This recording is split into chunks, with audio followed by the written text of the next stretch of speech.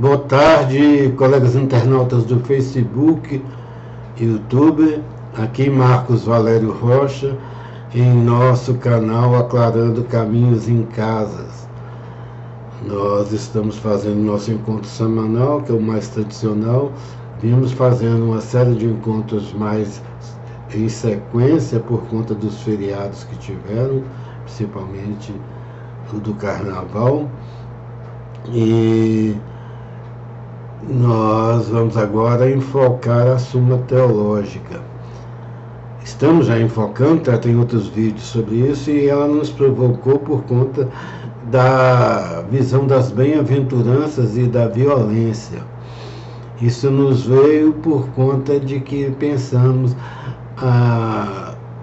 as bem-aventuranças, se as pessoas seguirem, principalmente naquela parte, bem-aventurados os mansos, bem-aventurados os pobres de espírito, bem-aventurados os pacificadores, a violência diminuiria, e diminui, principalmente aqui no Brasil, nos lugares onde há uma presença cristã muito forte, principalmente dos evangélicos, que se dedicam mais, há uma diminuição da violência.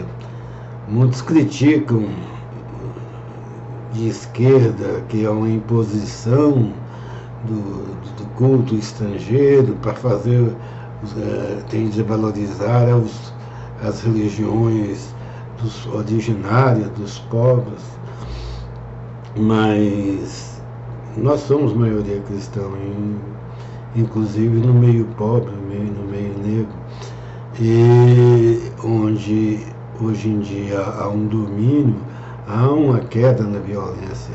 Pode se fazer uma pesquisa e ver.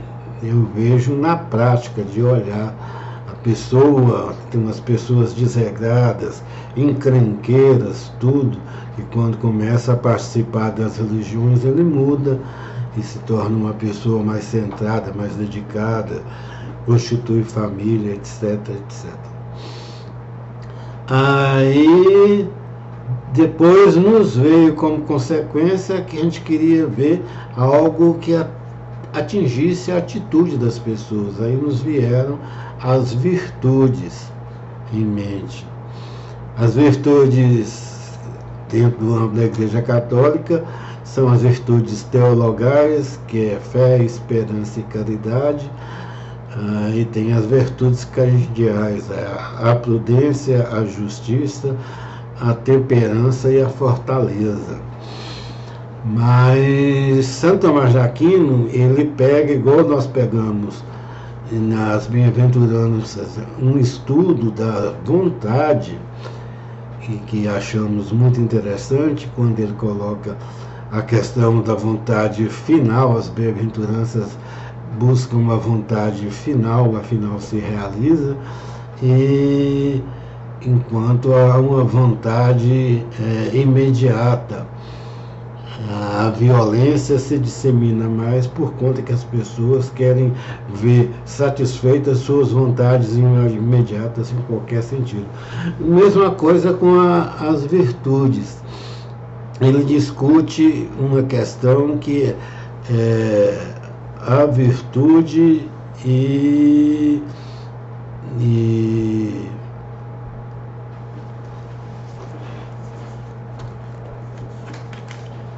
vamos ver o termo que ele usa mais certo,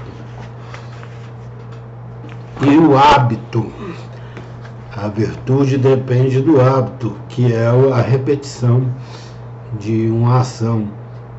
Ele fala que a virtude tem esses dois lados, um lado interno, que é uma potência para a pessoa desenvolver alguma coisa. Tem pessoas que são mais prudentes, tem pessoas que são mais perseverantes, tem pessoas que são mais justas, tem pessoas que são mais racionais, temperadas, que procuram equilibrar as coisas. Essas são virtudes que nós necessitamos no dia a dia, fora a fé, esperança e caridade, que é uma virtude já bem no âmbito das virtudes finalistas. Nós temos fé que nós tendo certa atitude, nós vamos ter um galardão afinal. E tem um galardão, pequenos galardões aqui, como realmente tem na prática.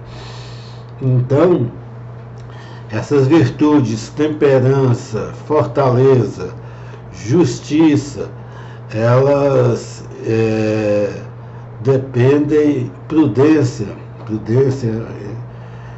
no trânsito, então, é uma virtude que se tem. Então, é uma virtude que a pessoa tem potencial, mas ela não desenvolve, não pratica, não se torna um hábito. A tendência da virtude é tornar-se um hábito, e um hábito bom, que tem, como o próprio São Tomás reconhece aqui, como reconheceu na questão das bem-aventuranças e da vontade, tem uma vontade para o mal, aqui também tem uma virtude, um hábito para o mal. Aquela pessoa que a gente fala já, acostumada a roubar, vamos dizer assim, tem pessoas que têm tendências violentas, são acostumadas, eles consideram uma virtude as acrobacias que eles fazem para realizar um mal feito. Não é esse tipo de virtude. Como nós fazemos a releitura é meio intricada, que ele pega opiniões contrárias e ele pega muito, ele é um discípulo de Aristóteles, dentro das explicações do dia a dia, práticas do filósofo Aristóteles.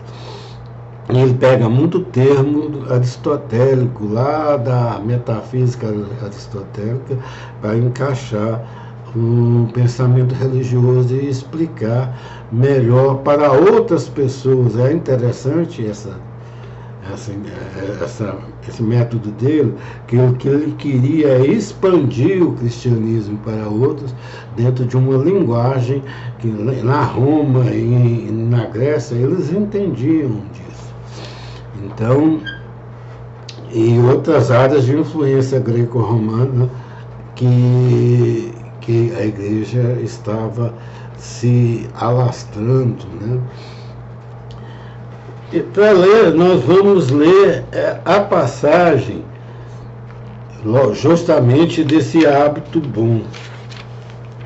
No 4º artigo dessa sessão, no artigo número 4 dessa sessão, sobre a virtude, são várias sessões, em que ele fala: parece que não é conveniente a definição da virtude comumente dada. A virtude é uma boa qualidade da mente pelo qual vivemos, realmente, de que ninguém pode usar mal, e que Deus obra em nós, sem nós. Aqui está essa crítica que fazem aqui, é justamente por causa disso, porque uns podem achar bom fazer o mal. Essa é uma opinião dele, né? Por isso que ele está falando isso. E nessa hora a gente tem de pensar em Deus, segundo fala, é um assunto intricado, e São Tomás vai falar. Essa definição exprime perfeitamente toda a essência da virtude, pois a essência perfeita de um ser deduz-se da reunião de todas as suas coisas. Ora, a definição de que se trata compreende todas as causas da virtude. Assim, a causa formal da virtude, como de tudo, é deduzida do seu gênero e da diferença quando se diz que ela é uma qualidade boa. Pois o gênero da virtude é a qualidade e a diferença é o bem. Aqui, a virtude interfere de ser de ser uma prática correta, mas ela tem que ser uma correta para o bem e vai vir segundo Deus, como falou o artigo. Ele está concordando com o artigo, tem hora que ele discorda da asserção do artigo. A matéria sobre que diz respeito é o objeto da virtude, mas ela não pode entrar na referida definição da virtude, porque pelo seu objeto a virtude é especificamente determinada. E agora tratamos de uma diferença em geral, a virtude. E por isso põe-se o sujeito em lugar da causa material quando se diz que a virtude é uma boa qualidade da mente. Em terceiro lugar, o fim da virtude, que é um hábito operativo, é a obra mesma. Devemos, porém, notar que certos hábitos operativos, os viciosos, sempre dizem respeito ao mal. Outros, ora ao bem, ora ao mal, como opinião, que tem por objeto tanto o verdadeiro como o falso. Mas a virtude é um hábito sempre referente ao bem, e, portanto, para discernir-se a virtude dos hábitos, que são sempre relativos ao mal, a definição diz, pelo qual vivemos retamente, para discernir-se dos que diz respeito ora ao mal e ora ao bem, de que ninguém pode usar o mal. E por isso a causa eficiente da virtude infusa, de que trata a definição, é Deus. Por isso a definição diz que Deus obra em nós, sem nós. E se essa parte da definição fosse eliminada, o restante seria comum a todas as virtudes, tanto as adquiridas como as infusas. Aqui ele está falando que a virtude só se refere ao bem, não ao mal. O que refere-se ao mal não é a virtude, não é o hábito, é o vício. O vício é essa tendência a fazer coisas erradas e a repeti-las, enquanto a virtude é fazer coisas boas e a repeti-las.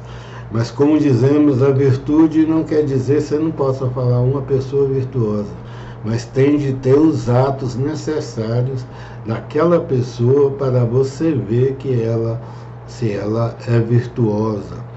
Isso, igual ele fala, muitas vezes a pessoa tem opinião que uma ou outra é virtuosa, que ela está fazendo um ato de virtude, mas por trás ela está manipulando certas coisas que são mal, então não é virtude. Muitas pessoas que têm cara de boazinha, como muita gente fala, né? Mas por trás arma, por trás calunia os outros, por trás é isso que ele está falando e que ele vai desenvolver na virtude. Essa é a nossa introdução geral. E vamos ver mais alguns detalhes e depois vamos ver diretamente se falando sobre os dons e as bem-aventuranças. Boa tarde a todos.